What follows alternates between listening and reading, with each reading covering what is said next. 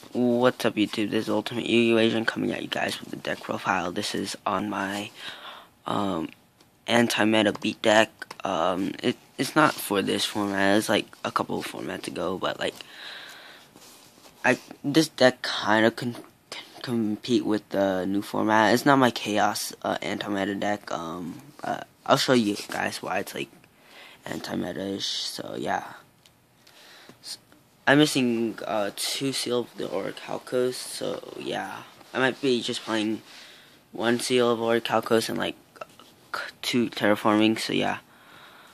Triple Beast King Barbaros, just because he's the free 1900 beater, and with the Seal of Orichalcos, he'll be 2400 and then like if you re-1 him or Call the Haunted him, he'd be like 3500, and that's really hard to get over.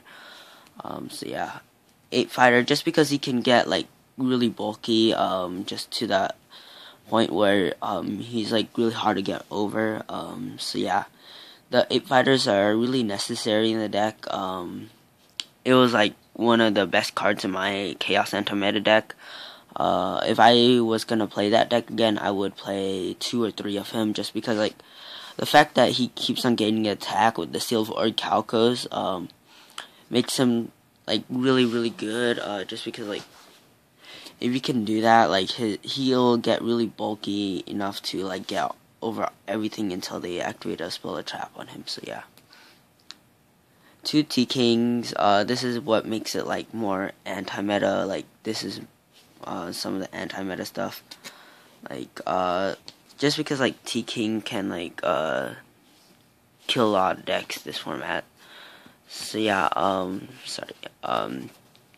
T-King is just a really good card. It's really necessary.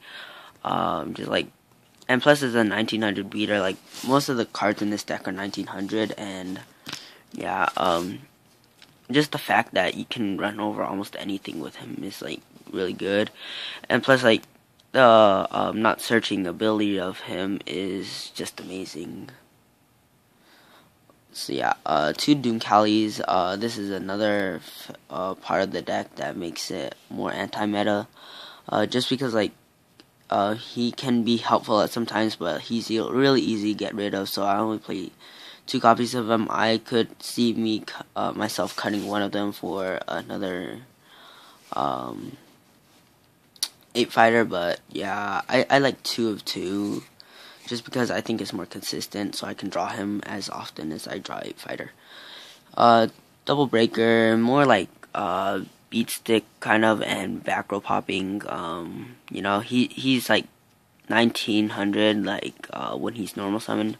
Like he can pop a back row and then makes him lose 300 attack. So just really good. Double Cyber Dragon and double Photon Thrasher. I'm playing Seal of Orichalcos, so like you never wanna like overextend. You always wanna build up your hand.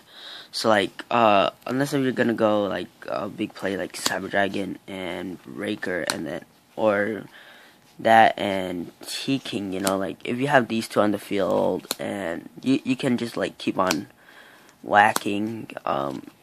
It's not hard to lose with that type of field. You know, like, and plus, like, with you never overextend with the deck, so, you know, like, if you are gonna overextend, it's more like, you know you're gonna win type of situation, so, yeah. And then another, more anti-meta part of the deck, double Fossil Dino Pachycephalo, just because, like, most of the deck special summon, and then since you can special summon, like, you don't special summon at all in this deck, besides with the Cyber Dragons, and so 2 more cards I'll show you guys. It's not that good, like, it doesn't hurt you at all, in my opinion. Double Marshmallow, just because, like, that stall factor, and I play 1 Reaper, again, just because of the stall factor of the deck, just, like, more, it just helps you stall some more. Then, Gores, I don't really count this as a special summon because you can't even have Fossil Dino to actually summon him. And then Honest, just because, like, Honest is, like, more than half your deck is light. So it'll be more like really versatile and can help you win some games.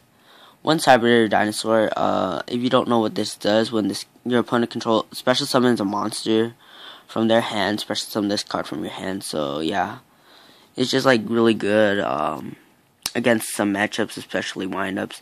It's more anti-meta-ish, when your opponent special summons a monster from your hand, special summon this. This way you can actually defend against them. And one Green Baboon, Defender of the Forest. You have your triple Beast King Bobros and your double 8 fighters. You are always gonna at least have one of these per game, so Green Baboon's never dead. And bringing a 2600 beater of the cost of 1000 isn't that big of a deal, just because like you can pop some back row, and like most of their resources will be wasted once they get through all your monsters. So yeah.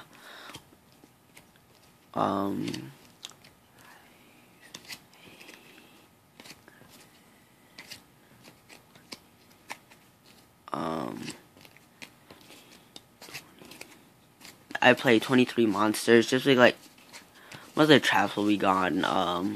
I really don't, I'm not good with the counting, not keeping track of the numbers, so yeah.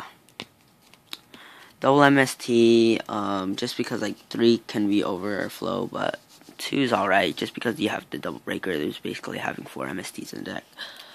Reborn, Mind Control, Dark Hole, Foolish, and Heavy. Just like really self-explanatory cards besides the Foolish.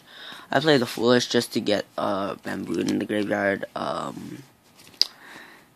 I would take that out, and the next card to show you for the Orichalcos is one Soul Exchange to tribute, because most of your monsters are really high level, so yeah. But like, I really don't like it, but like, I'll take these 2 out for one Terraforming and one Silver Orichalcos, just because it makes your monster really bulky, so yeah. Onto traps. It's not really that good, just because I don't have any extra traps. Double Tornado, double Compulse, Solemn Warning, one trap hole, just a regular trap hole, one called the Haunted, and one Starlight Road. Surprisingly, the trap lineup hasn't really been slowing me down with like D Fisher, D Prison or anything like that, So yeah, the deck is really good.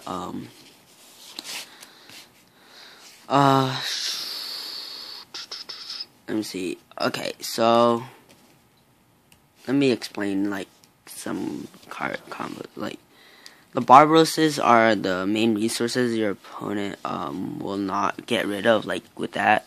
So your Barbaroses are most likely gonna stay on the field unless they can run it over, and when they can run it over, you can special summon your Green Baboon.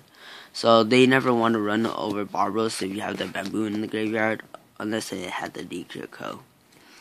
The 8 fighters, they'll try to get rid of this as fast as possible, so they'll most likely bottomless it, so you can have your resources saved for later. Thunder King, you don't use it like really early game, just because like you have to wait until you can actually waste most of the resources so you can actually summon it. This is one of the decks I think can like kill all the traps in Macro Rabbit, basically. Deciding for Macro Rabbit won't be that hard. Just side in like a bunch of 3 Dust Tornadoes and 1 rare MST and a Trap Stun, and then you're basically set. And then you can also side in some Royal Decrees. So yeah, I don't have a side deck built like on me, like a perfect build for this format yet, just because the format is constantly changing. So yeah. Doom Callies are just like a good way to get rid of hand traps, such as Effect Veilers. So yeah, Effect Veiler can be really necessary for them to win against this matchup. The Cyber Dragons, more resource wastes.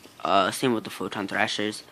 Like if you open with at least like one of this and one of this, special bottomless, and then special this, now you have a you always will have a monster on board.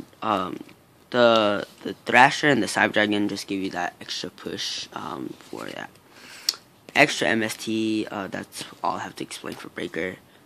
No need to explain Fossil Dyna, just pretty good card in general. One Marshmallow and one Reaper. Gores, Honest, yeah. So yeah, like the deck, it's more like for the cheaper players, you know. This deck is really fun. Just because like I think it's my type. I'm gonna be trying it at locals tomorrow, so yeah. I'll tell you guys how I did. There's probably gonna only be 5 rounds and then top. So yeah, that's about it. Tell me what you guys think about the deck down below, and yeah, this Ultimate Yu-Gi-Oh! Signing off. Peace.